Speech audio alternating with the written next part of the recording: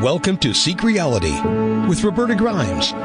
Joyous conversations about what the afterlife evidence and modern science combine to tell us is true about our one reality. You have nothing to fear. You are eternal and you are perfectly loved.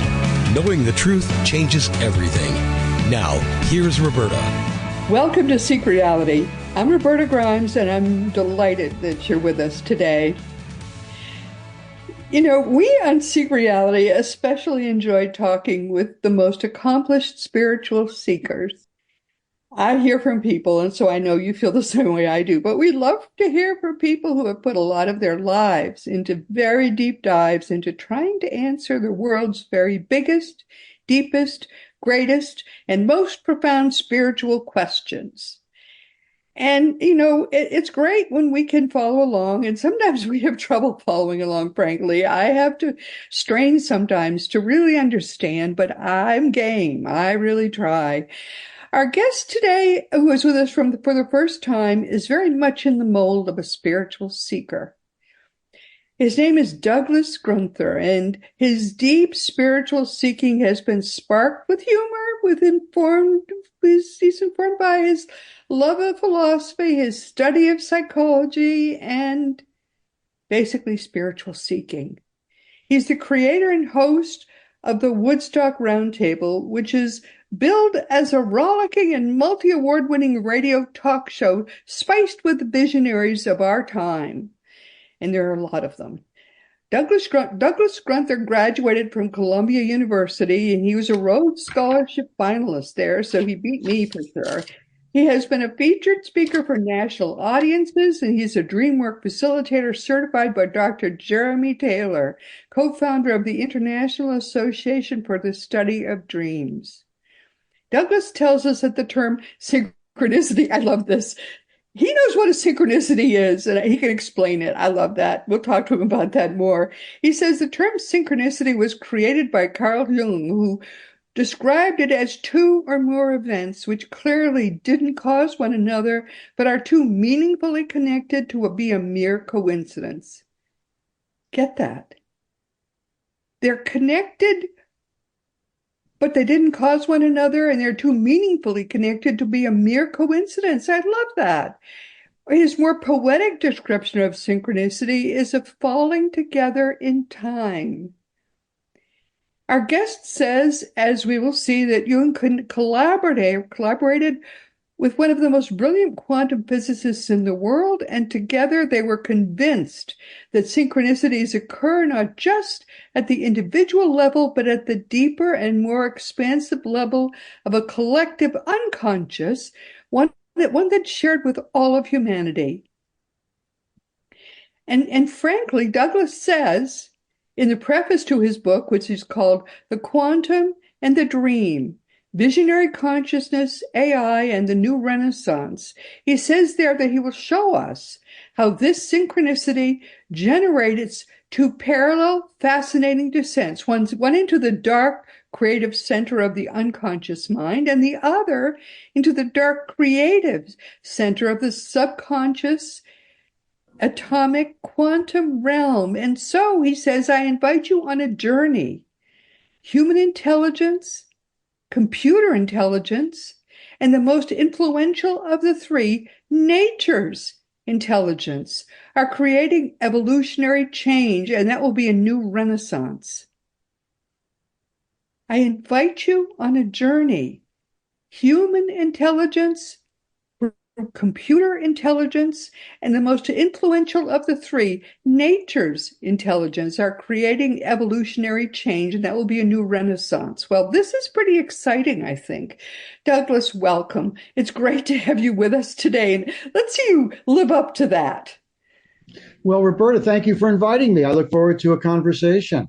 Well, I do too. Let's get to it. So, I'm first of all, love reading through your website, and you're challenging, calling on us to challenge what's called the materialist paradigm. And so perhaps we should start with what that is. A paradigm is the way that we see the world. And over the last 500 or 600 years, humanity's made tremendous progress in terms of technology and inventions.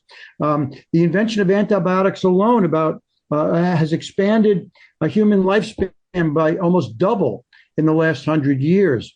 But at the same time, while we all have benefited from this technology, it's now literally destroying the very environment that keeps us and most major life forms alive.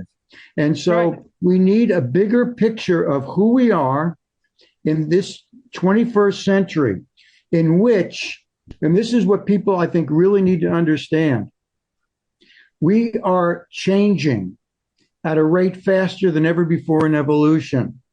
And that creates a lot of anxiety and confusion and dislocation.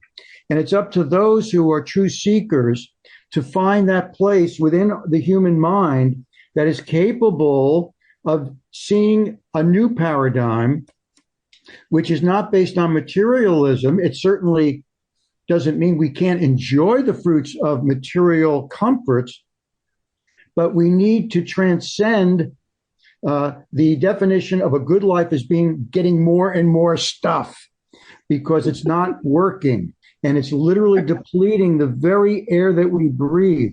As apocryphal as the last election was, regardless of what your political viewpoint is, it is just another example of the fact that change is happening at an explosive speed, and it's important that we find ways to collaborate together and transcend this materialist paradigm, which we can get into a little more deeply. I am proposing, and I have a lot of footnotes in my book because I'm not a scientist, I'm not a mathematician. My background, as you pointed out, is in philosophy, depth psychology, and spiritual seeking, and dream work. But what happened in the year 1900 was fascinating, and it hasn't been written a lot about. We could say the first year of the modern age was the year 1900. We came out of the Victorian age and into the modern age. And isn't it interesting that in that first year of the modern age, 1900, two things happened.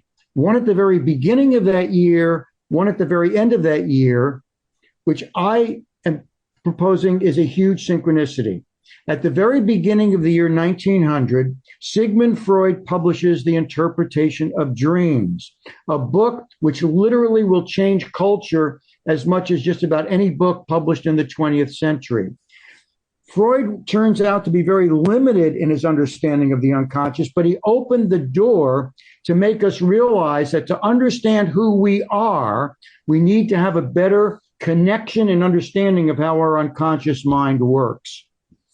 At the very end of that year, 1900, Max Planck, a very rational scientist, was given the task of creating a more efficient light bulb.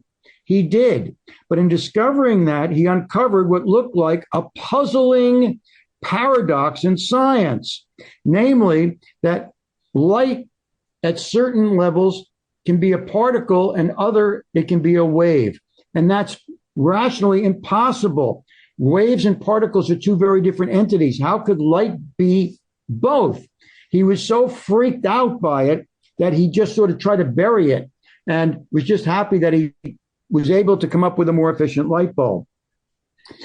My claim is, and I think I have pretty good evidence, that Freud's publication of the Interpretation of Dreams and Planck's discovering of the quantum reality was a synchronicity.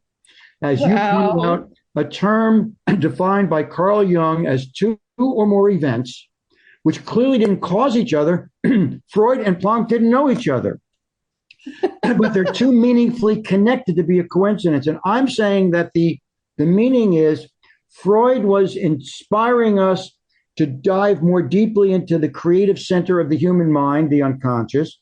And Planck didn't realize it, but he was starting the invitation to explore the creative depth of the subatomic world. And it took a very creative, imaginative thinker to really get this going 5 years later. His name was Albert Einstein. And we can get into why he was the first one to discover the quantum nature of light and relativity. But that kind of sets up where the book begins.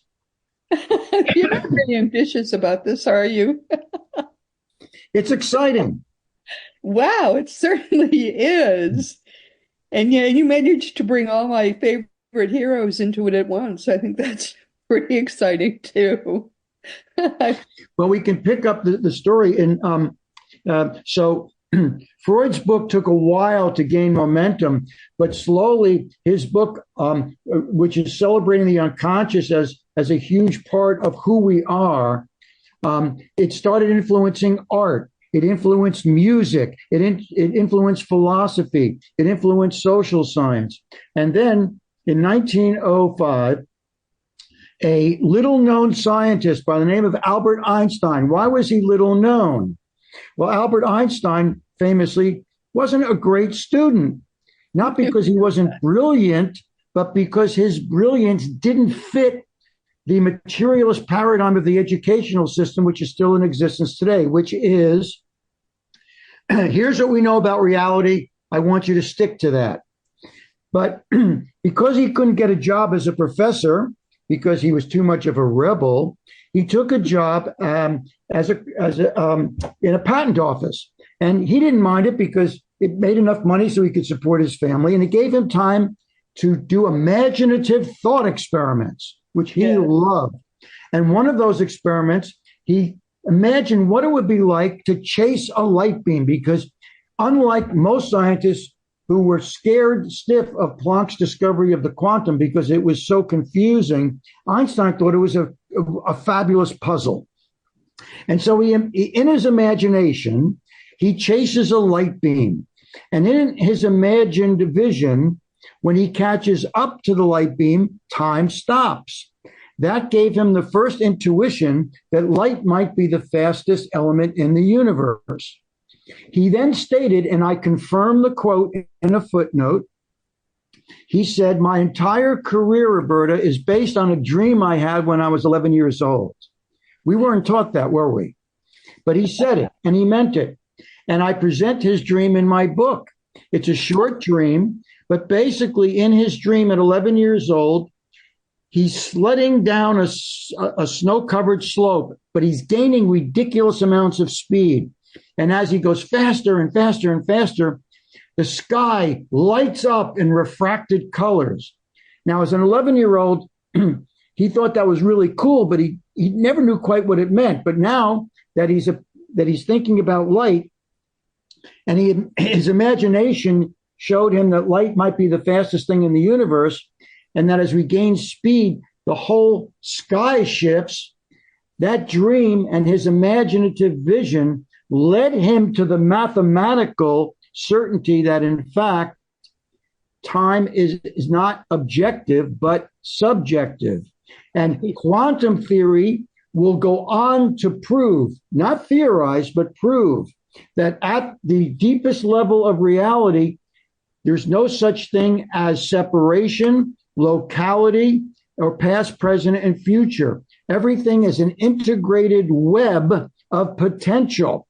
That's no longer a pure theory, it's a fact. But most scientists, even to this day, most philosophers, even to this day, don't want to deal with the complexity of that. But people who shift to the right hemisphere of their brain, we'll get into that because we all have done it and can do it. Right. The right hemisphere of our brain, which is what Einstein used with his creative visualization, and our dreams first come to us through the right hemisphere of our brain. When we shift to the right hemisphere of the brain, we find the ultimate playground of visionary ideas and discoveries. And what I'm proposing, and it's certainly what your podcast is about and what your listeners feel, is we need more imaginative exploration of that incredible right hemisphere of our brain if we are going to figure out better ways to collaborate with each other in this digital age of the 21st century. Wow. I just love the way you think. This is great. Okay, this is really great. All right, keep going, kiddo, because I'm with you. And I think a lot of people listening are saying, wow, this is great. Keep going. We know where you're going with this. Okay, so my book, The Quantum and the Dream, based on this synchronicity of two parallel trips, one into the creative dark center of the human unconscious and one into the dark creative center of the subatomic realm, is divided into three sections. And each one represents a shift in consciousness that I am proposing can lead us to this new renaissance. So I'll briefly go through the three shifts.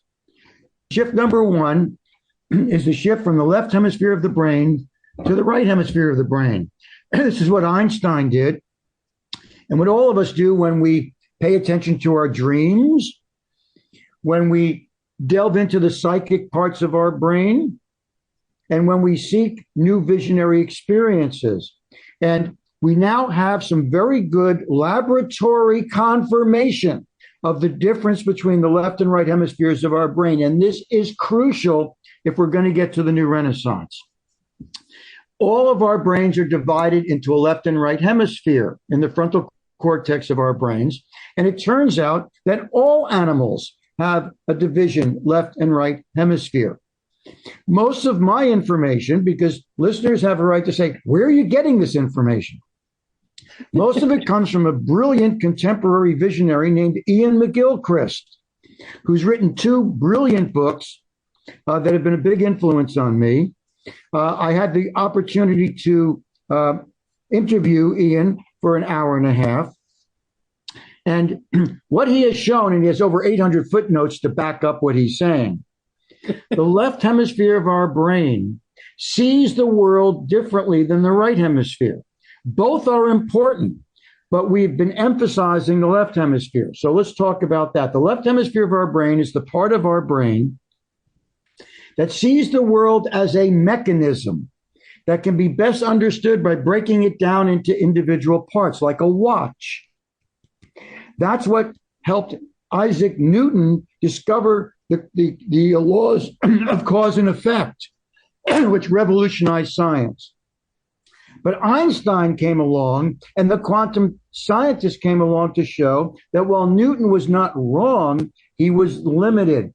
That at the depth of nature, it's not mechanistic, it's not sequential. It's an integrated web. And it's the right hemisphere of our brain that understands that and can see that, because the right hemisphere of our brain, which is physically larger than the left and is wired in a much more intricate way than the left, we know this through MRI and EEG technologies and laboratory experiments. The right hemisphere of our brain is intuitive. It's not rational. It's not logical. There's a place for rationality and logic in the left hemisphere. But what we understand as seekers is that's not giving us a big enough picture of where we are and where we need to go. And so by shifting to the right hemisphere of our brain, that's what artists do. That's what poets do. That's what musicians do. And that's what creative thinkers in all professions do. They're not satisfied with what logic and rationality can tell us. They understand that we have a part of our brain that can intuit deeper and more expansive levels of what reality has to offer us. Okay, so the first section of my book details how we can shift from the left hemisphere to the right hemisphere of our brain through looking at our dreams more carefully and understanding their language, by sharpening our intuitive skills, our psychic skills, etc. Section number 2 is the shift from the printed page to the digital screen. Now, I know a lot of people, including I'm sure a lot of your listeners, are somewhat frustrated by the digital screen. It's peculiar. It's fast. There's a lot of noise out there. Kids are getting addicted to social media, etc. But as I show through the great visionary Marshall McLuhan, who was the most sought after visionary of the 1960s and 70s, he showed us that all new media, this was true for television, radio, the printing press, as well as computers, forces us to rewire our brains more intricately to take in information in new and more interesting ways. And that takes time. A lot of your listeners who have kids and grandkids know that they connect to the digital screen much more easily than we do. Their brains are more malleable and wired. But what I show in this section, and I'll give an example, is that when we learn, if it wasn't for the digital screen, Roberta, you and I wouldn't be talking right now. It's true. And it's so easy to use. The digital screen, it's much easier than reading a book. There's no way around it. It is the most collaborative medium ever invented. And what evolution shows us very clearly is that what makes human beings the most intelligent and powerful entities on this planet, it's not our physical strength. Elephants, tigers are much stronger than we are. And now it's not even our ability to be logical and rational, because computers are already better than we are. We are being called upon to go deeper into the human brain and learn how to collaborate with each other in new and innovative ways. And the digital screen and the World Wide Web gives us the greatest opportunity in evolution to do this work. In order to do it, we have to get underneath all the noise of the digital screen, all the noise of the 24/7 news cycle. But here's my proposal. Any of your listeners who's ever done any form of contemplation or meditation, right? Sitting quietly. Anyone who's done any deep spiritual work knows what I'm about to say. The first thing we encounter when we try to contemplate, meditate, go deeper is the chattering monkey mind, the part of our brain that's constantly talking at us about things we didn't get done and things we need to do and things we should be fearful about. And anyone who becomes a good meditator or contemplative thinker learns how to get underneath the noise of his or her own noisy, chattering mind to the deeper levels, which I know you've experienced and your listeners have experienced, where we get a much deeper sense of reality. So here's my question. If every time we as individuals have to go underneath the chattering mind of our own, why would we think when we got on the digital screen, when 5.5 billion of us are connected, why do we think that would be suddenly quiet, perfectly organized, and easy to navigate? No, we have to get underneath the noise, because if you take the time, and I give a lot of examples in my book, The Quantum and the Dream, brilliant, as we are speaking here, Roberta, brilliant, the most brilliant visionary minds on the planet are collaborating with each other. They're doing it through email, through blogs, through websites, through podcasts like you and I are conversing on right now. This is all going on, but it's underneath the 24/7 news cycle that the media constantly reports on. And when you get into that level and see things that are going on, like at the MIT Media Lab, where philosophers, artists, and scientists are collaborating to find ways to use the World Wide Web in an even more collaborative way, you start to get a little more optimistic about where we might be headed. So that's the second section. The third section is the shift from the age of information to the age of recognition. So up until the digital age, we humans had a right to think that the reason we're so smart and we're so powerful is because of our ability to gather information and analyze it. But guess what? Computers are already better at that than we are. Yeah, right. A lot of people are very concerned legitimately that as AI, computer intelligence, gets more and more intelligent, it's going to replace us. I don't think that's going to happen. It's possible. But if we stick with the materialist paradigm, if we stick with the left hemisphere of our brain, which our educational system still puts more value on, We will get replaced because we're being called upon to shift to the deeper parts of our minds and our hearts to become more empathic and more collaborative, Right. underneath all the noise and anxiety out there. And so what am I calling the age of recognition? You and I and everyone listening to us and everyone on this planet are all part of nature's intelligence. We were born out of nature's intelligence. We're not apart from it. Our culture teaches us that we are separate from nature and we can pull from her all we want for our personal comfort. How's that working out with global warming and climate change, which is accelerating? The recognition is, and this comes from a brilliant scientist whose nickname was the Angry Earth Mother. Her name was Lynn Margulis. She should be better well known, and I talk about her in my book. Oh my goodness. Do you know of her? No, but I love that title. She earned it because when she was a teenager, she married the brilliant astronomer Carl Sagan. And the son she had, Dorian, she ended up collaborating with the rest of her life. She divorced Carl, but she said when she was getting her PhD in biology in the 60s, which was a male-dominated, realm, she said, I love men, but I'm not going to give in to them. I'm getting my PhD, and I'm going to put forth my thesis. And her thesis, which was ridiculed at the time, has been proven to be true. And her thesis is brilliant. She proved that microbes, those tiny little viruses and bacteria that make up most of who we are and most of what the earth is, right? Over millions of years, they developed an ability to collaborate more effectively. Now, at the surface level, bacteria and viruses and microbes are just like the human jungle. There's lots of competition.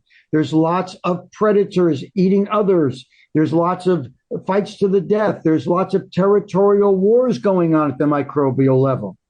But Lynn Margulis had an instinct, and she was able to prove that underneath all of that eat or be eaten, the zero-sum game of in order for one person to win, another person has to lose, which still dominates our culture. She discovered that microbes figured out over millions of years how to collaborate more effectively. And they are the ones, these microbes that don't have any individual brains, through a process we now understand called self-organization, figured out photosynthesis, which is the most powerful and important technology that has ever existed on this planet. It is through photosynthesis that microbes and plants take in carbon dioxide and give off oxygen. We take the oxygen, give off carbon dioxide. It's a perfect symbiotic relationship.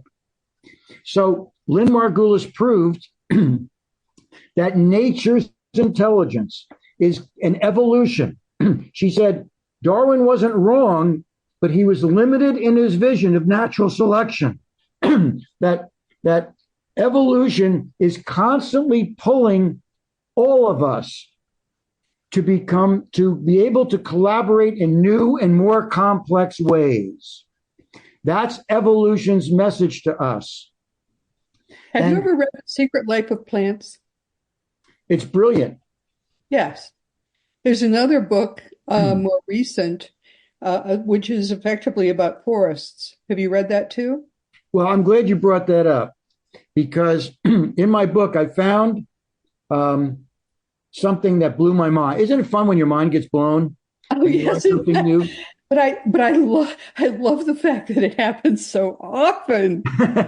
Well, that's the age we're in. So I'm forgetting his name. Shame on me, but he's in my book. He was a German forester. Yes. I just wrote a blog post about him and a few other things about plants. Yes. That's synchronicity. Okay. Yes. Absolutely. Well, so what he discovered, loving forests and trees, is that trees communicate at a very sophisticated level. Yes. Take through care their of roots. babies. take care of the living stumps that after the trees are cut down. Oh my goodness, yes. And I had a big laugh because I moved up to Woodstock, New York from New York City to help start Radio Woodstock, which I still do a talk show on. Woodstock's famous for a festival and is still famous as an art and music center, right? So Woodstock has a certain meaning. Well, this forester, when he realized, my God, these trees can talk to each other and that they're connected, right? He calls it the Wood Wide Web instead of the World Wide Web. Okay, the Wood Wide Web. So the World Wide Web that we have a right to brag about because we humans created it, that you and I are talking on right now. Right. We picked up the reason there's a World Wide Web is because intuitively human beings picked up on the Wood Wide Web that's been going on for millions of years before we ever showed up on this planet.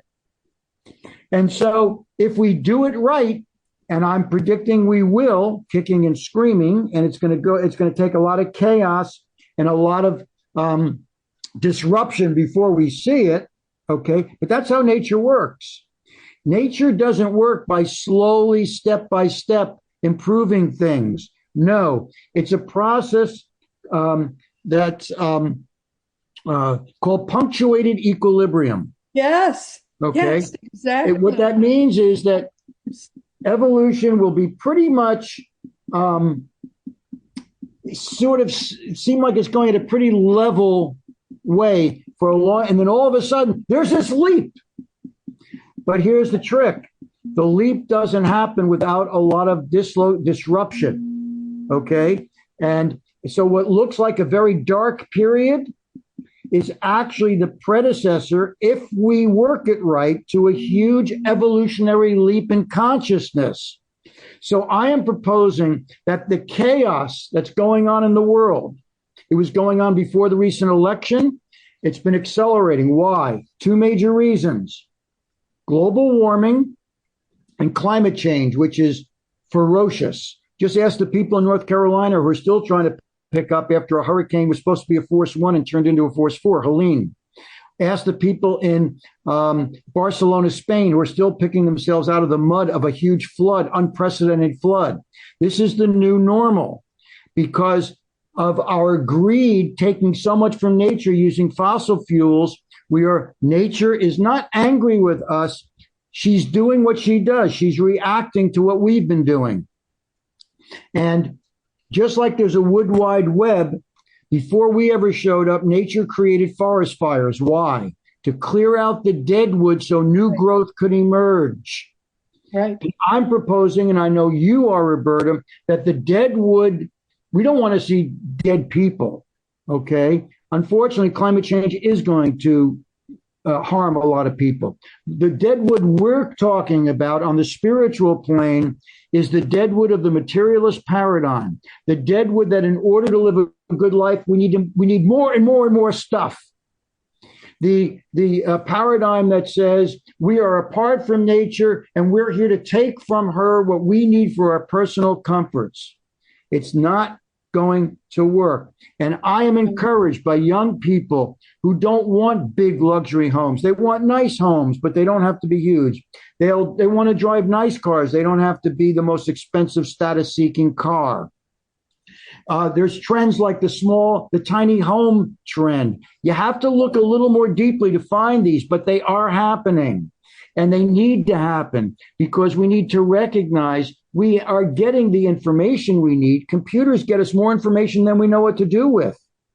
Our job is to see beyond the materialist paradigm and to learn how to be empathic towards each other, collaborate with each other in small groups, and that will percolate. Just as microbes figured out photosynthesis and how to collaborate, we're going to figure out new and more fundamentally powerful ways to collaborate and merge our brains together by doing things like we're doing here, having conversations that call on us to stretch our minds out and open up to the right hemisphere of our brain, which is capable of amazing, visionary, new ideas and new ways of seeing reality. I think that it's true that people are looking for better and better ways to do more and more with less and less. People are becoming more and more respectful. And the more they learn about things like the fact that all plants are conscious Mm-hmm. and actually very conscious. It's not just a little bit conscious. Plants are so conscious that, I mean, for example, I have trouble now eating an uncooked plant. I no longer eat leafy salads. I just can't do it anymore. I can eat fruits and tomatoes and things, but I can't eat a leafy salad anymore because I think of it as living things. It would be like eating a I don't know, a parrot. I just can't do it. And more and more people are doing things like consciously wanting to give charities where they're aware of where the money's going and how it's actually helping, as opposed to randomly writing a check. And that kind of and it's just starting. I just see it starting. But that kind of sensitivity to making one people out of humanity really makes a difference. And I think it starts to arise from our being aware of how all living creatures are part of one.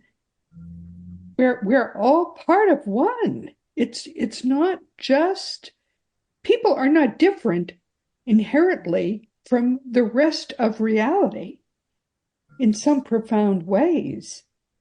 It's hard for me even to articulate this, but things are really starting to shift in the way that you're talking about, and I can see it happening now. Well, I was very taken by not only what you said, but this gets to left and right hemisphere. It is very difficult to find words for the type of things you were talking about. You did, but anyone watching you, right, will have no doubt about what your feeling is about this. Because as humans, we don't only analyze the words that we say, but how the words are being presented and our body language and our tone of voice. Those are things that computers can't do. Computers are magnificent. They're going to get more and more intelligent, but they are not sentient. How come I was never taught that word? Sentient means the ability to feel emotion. And that's what I picked up from you, is your way of emotionally resonating with something more powerful than we were taught. And so I thank you for that. If I may, I'll give you one of the most memorable aha moments that kind of freaked me out when I was 6 years old, and then as an adult dealt with, having to do with plants. When I was 6 years old and was first allowed to walk on my own to my friend in the neighborhood to go play ball, right, in his backyard, I'm walking along the sidewalk and I stopped because I was stunned by something I caught attention to. A fragile, thin, little grass blade of grass had grown through the cement sidewalk. And my 6-year-old brain went, how could a fragile blade of grass grow through hard cement? How did it do that? As I was reflecting on this, writing my book, thanks to the World Wide Web, I put into my search engine, how does a blade of grass grow through cement? And I got an explanation in 5 seconds. Without the World Wide Web, I would have had to go to a library, and I still love going to libraries, and it would have taken me maybe hours and hours to find that out. And maybe that library didn't have the book I needed, so I would have had to go to another library. I found it in 5 seconds, that in fact, that blade of grass didn't plow through the cement. it found a microscopic aperture that it was able to move through. Now, why? But where did that blade of grass find the drive and impetus to get through that microscopic hole in the cement? It was its need for sunlight. Right. It was born with an inherent drive to seek out sunlight so that it create photosynthesis, which it got from microbes millions of years ago through collaborative efforts. That's how that blade of grass got through the cement. And nature is so much. So I created a formula for my book, and I can describe it. It's more impactful visually. But imagine the initials NI, which stand for nature's intelligence, in a large font. And then a parentheses, and in a smaller font, HI over AI, close the parenthesis, equals New Renaissance. The HI stands for human intelligence. AI stands for computer intelligence.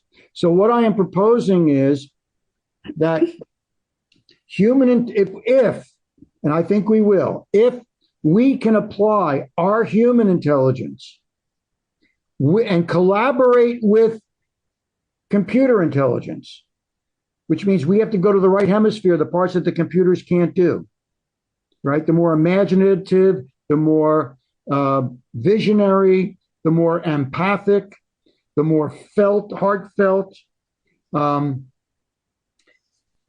If we can combine our intelligence with computers' intelligence properly and understand that that's happening within nature's intelligence, which is much more powerful than either our intelligence or computer intelligence, that's how we get to a new renaissance. Because everything we've learned through nature's intelligence. Why do we build dams? These magnificent, huge dams, which create enough water supply so we can live comfortably in towns, villages, and cities. Where did we learn to do that? By watching beavers. Where did we learn to collaborate? Well, guess what? And I go through this in the third section of my book.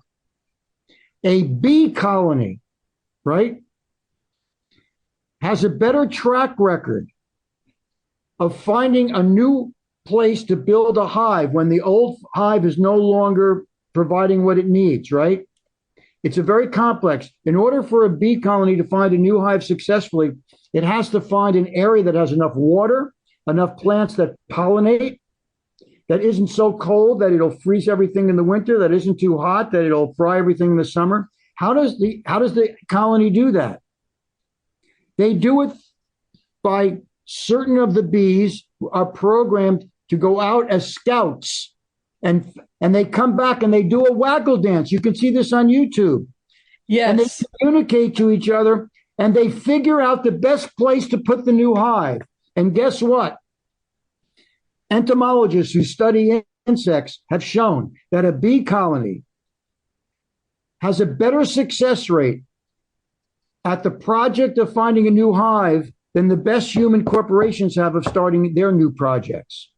We learn from nature, and we've been too busy taking from her. And that's the shift in consciousness that's going to get us to a new renaissance. Well, all I know is we have so much to learn from plants, even down to the cellular level of plants. It is so extraordinary. And I can't begin to tell you what a difference it's made in my life to know that stuff. One of the most important books in my life, and I first read it in 1973, was The Secret Life of Plants. I hate to tell you this, my dear, but we've come to the end of our time. In fact, we've gone way over time. So we have to do this again, because there's so much more I want to talk to you about than we have time to do today. But I would love to come back. What would you like people to take away from what we said today? Well, first of all, I would appreciate the chance to hope that your listeners will check out my book. It's called The Quantum in the Dream. The subtitle I will definitely mention it again. Yes, and it will be mention again in the footnote, and also your website will be mentioned in the footnote. Sure. My website is douglasgrunther.com, and it's a landing page for the book. Roberta, it took me 50 years to write this. Not that I was working on it for 50 years, but some of the insights come from things I first started thinking about 50 years ago. And I'm pleased that Publishers Weekly gave it a rave review. I appreciate that on Amazon it gets 5 stars. I'm very thrilled by that. I wasn't expecting it. It's available on Amazon. It can be ordered at any bookstore, independent or large bookstore. If people have questions or comments on my website, you can email me. I so much appreciate your giving me the chance to talk about this, and I loved hearing about your way of bringing about this new renaissance and your deep feeling for plants and nature's intelligence. It's heartwarming, and it gives us all some confidence that we can do this. I can't begin to tell you how important it is that there are, let me just tell you, a great many people who are working on it, each in a very different way. So this is an each one teach one situation. And as we go about our teaching, we are spreading the good word.